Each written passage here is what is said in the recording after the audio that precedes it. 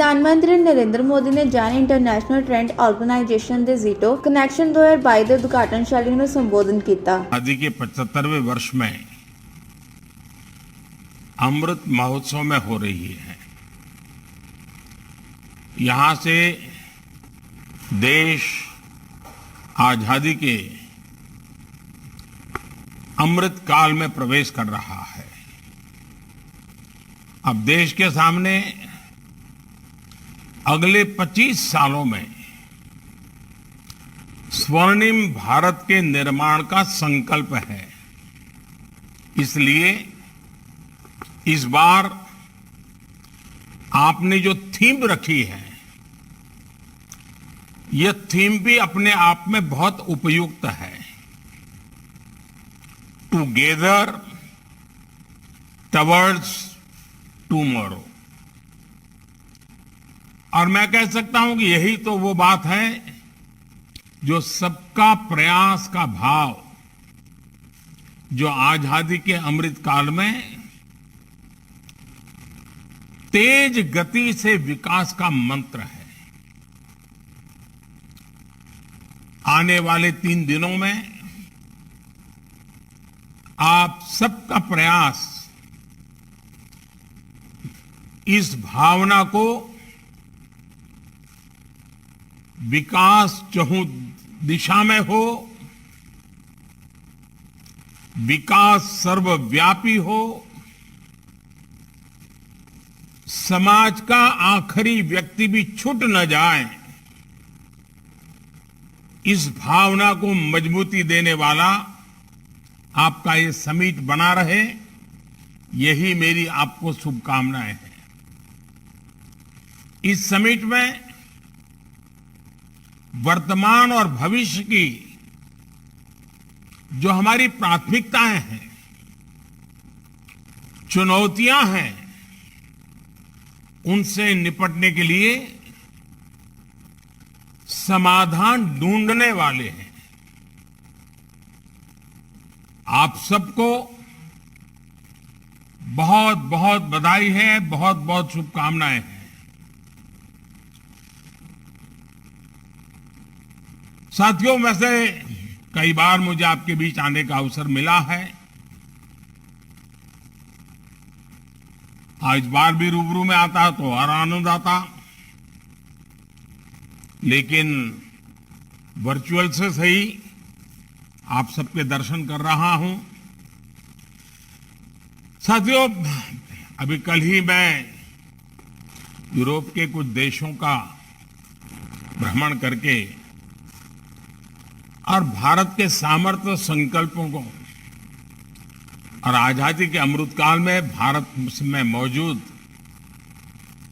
अवसरों के संबंध में काफी कुछ विस्तार से अनेक लोगों से चर्चा करके लौटा हूं। और मैं ये कह सकता हूं कि जिस तरह का आशावाद, जिस तरह का विश्वास आज भारत के प्रति खुलकर के सामने आ रहा है। आप भी विदेशों में जाते हैं और आप में से जो विदेशों में बसे हैं, आप सब भी अनुभव करते हैं। हर हिंदुस्तानी को, चाहे दुनिया के किसी भी छोर पे हो या हिंदुस्तान के किसी कोने पर हो, हर भारतीयों को आज गौरव महसूस हो रहा है। हमारे आत्मविश्वास को भी इसे एक नई ऊर्जा मिलती है, नई ताकत मिलती है। आज भारत के विकास के संकल्पों को दुनिया अपने लक्ष्यों की प्राप्ति का माध्यम मान रही है। ग्लोबल पीस हो, ग्लोबल प्रॉस्पेरिटी हो, ग्लोबल चैलेंजेस से जुड़े सॉल्यूशंस के रास्ते हो, या फिर ग्लोबल सप्लाई चेन का सशक्तिकरण हो, दुनिया अब भारत की तरफ देखने लगी है और बड़े भरोसे के साथ देख रही हैं। साथियों, दुनिया में राजनीति से जुड़े हुए लोग हो, नीति निर्माण से जुड़े लोग हो, या फिर आप जैसे जागरूक समाज के नागरिक या बिजनेस कम्युनिटी के लोग हो, areas of expertise, areas of concern, चाहे जो भी हो, विचारों में चाहे जितनी भी भिन्नता हो, लेकिन नए भारत का उदय सभी को जोड़ता है। आज सभी को लगता है कि भारत अब प्रोबेबिलिटी और पोटेंशियल से आगे बढ़कर वैश्विक कल्याण के लिए पर्पज के साथ परफॉर्म पर आगे बढ़ रहा है। साथियों, आपसे एक बार ऐसे ही संवाद में मैंने साफ नियत, स्पष्ट इरादों और अनुकूल नीतियों की बात कही थी, काफी चर्चा की थी आप लोगों के साथ।